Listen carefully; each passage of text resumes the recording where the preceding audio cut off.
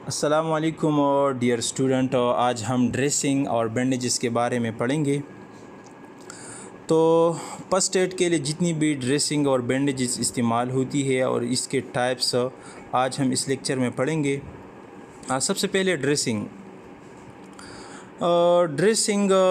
के लिए जितनी भी सर्जिकल या स्टीराइल गैस पैड्स इस्तेमाल होती है या नॉन स्टिक ड्रेसिंग्स इस्तेमाल होती है वो पढ़ेंगे।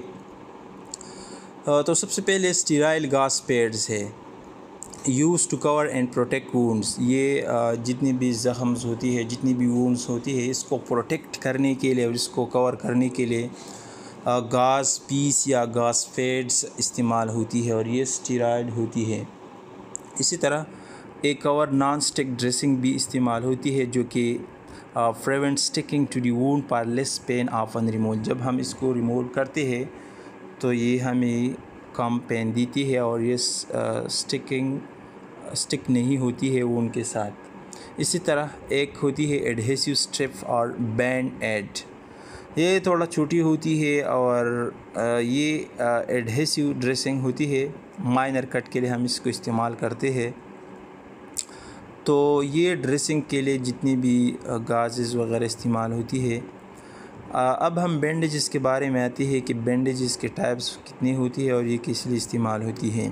तो सबसे पहले रूलर बैंडेजेस है जो कि इसमें फिर इलास्टिक और क्रेप बैंडेजेस वगैरह इस्तेमाल होती है जो कि ड्रेसिंग या जितनी भी जॉइंट्स वगैरह है इसको सपोर्ट देने के लिए, सिक्योर करने के लिए ये रूलर बैंडेजेस इस्तेमाल होती है। ये आप लोग तस्वीर में देख सकती है। ये मतलब ट्रायंगुलर बैंडेजेस इसमें भी आती है जो अमूमन इस्तेमाल होती है लार्ज ड्रेसिंग के लिए। और इसी तरह इसमें एडहेसिव बैंडेजेस भी आती है जो कि हम अमूमन तौर पर मामूली ज़ख्म माइनर वुंड्स के लिए हम इसको इस्तेमाल करती है। मतलब ये सेल्फ एडहेसिव स्ट्रिप होती है, ख़ुद बहुत कोई बंदा इस्तेमाल कर सकती है। आप तस्वीर में भी ट्रायंगुलर बैंडेजेस और एडहेसिव बैंडेजेस का तस्वीर देख सकती हैं।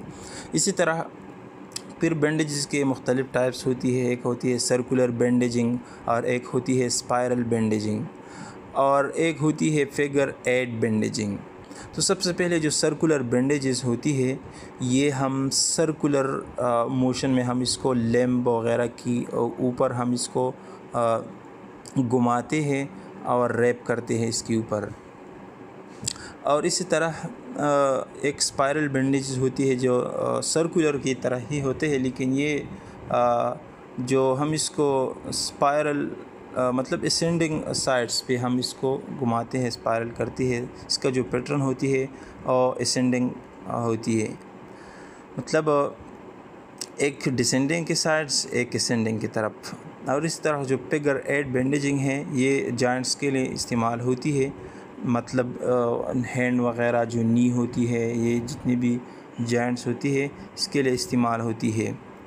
और इसके बाद हैंड पेंगर जो पेगर्स 8 जो है इसके लिए इस्तेमाल होती है।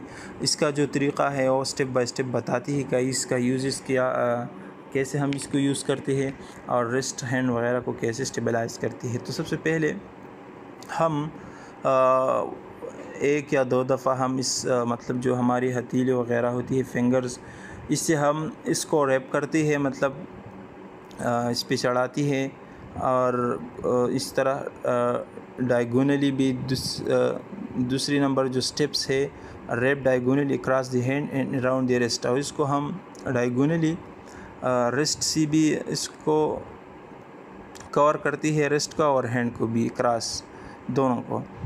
और इसी तरह तीसरा जो स्टेप है इसमें बैक हैंड का जो बैक होती है और क्रॉस दी हैंड सब हैंड्स को इस पे हम कवर करते हैं। और इसी तरह हम इसको मतलब ये प्रोसेस हम रिपीट करते हैं, बार बार इसको घुमाते हैं हैंड्स की बैक और हैंड्स के जो पाम होती है इस पे हम इसको रिपीटेडली घुमाते। तो ये 3 स्टेप जो आप तस्वीर में देख सकती हैं। सबसे पहले पाम्स 2 टाइम्स पाम्स या हथेली पर रैप करते हैं, मतलब चढ़ाते हैं। और इसके बाद अक्रॉस द रेस्ट हम इसको इस्तेमाल करते हैं और इसके बाद जो है बैक फर आती है और इसके बाद जो मतलब 2-3 दफ़ा इसको मतलब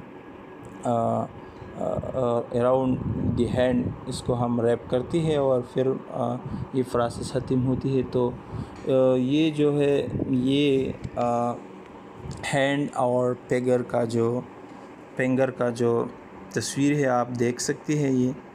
और इस तरह स्लिंग जो होती है स्लिंग जो होती है ये हमारे जब आर्म वग़ैरह इंजर्ड हो जाए तो ये ट्रायंगुलर बैंडेजेस हमें सपोर्ट देती है स्लिंग्स। आप तस्वीर में ये स्लिंग देख सकती हैं। इसका एप्लीकेशन है जब भी कोई हमारा बाजू टूट जाए या कोई इंजरी हो जाए तो इसके लिए हम इस्तेमाल करते हैं। एप्लीकेशन का जो स्टेप्स है इसका maintain tension, keep a consistent but not too tight tension while wrapping.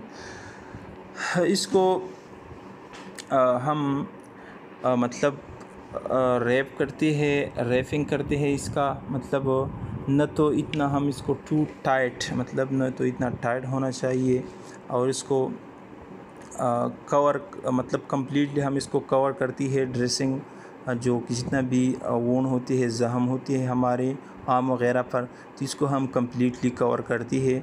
और इसके बाद हम सर्कुलेशन चेक करते हैं ताकि रेगुलरली असेस पार्ट नमनेस हम अपने फिंगर हाथ वग़ैरह को हम रेगुलरली असेस करते हैं ताकि नमनेस हसासियत हमें महसूस होती है या नहीं होती सेंसेशन। इसी तरह टिंगलिंग या डिस्कलरेशन ये हम महसूस करते हैं या नहीं, मतलब इतना टाइट भी नहीं होना चाहिए ताकि ब्लड वग़ैरह का सप्लाई बंद हो जाए और डिस्कलरेशन या टिंगलिंग या नमनेस हमें असेस हो जाए। तो रेगुलरली हम इसको चेक करना चाहिए। Remember to follow proper hygiene follow करना है और सफाई वग़ैरह का ख्याल रखना चाहिए और स्टरलाइज मटेरियल इस्तेमाल करना चाहिए इसके लिए। और इसी तरह एक प्रोफेशनल मेडिकल पीड्स डॉक्टर होती है इसका हेल्प लेना चाहिए ताकि इंजरीज़ को मज़ीद सीवियर ना हो जाए और सिचुएशन को कंट्रोल करना चाहिए। इसी तरह ये थे हमारे साथ ड्रेसिंग और बैंडेजेस का मुख्तसर इंट्रोडक्शन। तो आज हमने ये मुख्तसर सा लेक्चर रिकॉर्ड कर दिया। कल के लिए इंशाल्लाह स्ट्रक्चर और फंक्शन रेस्पिरेटरी सिस्टम का पढ़ेंगे।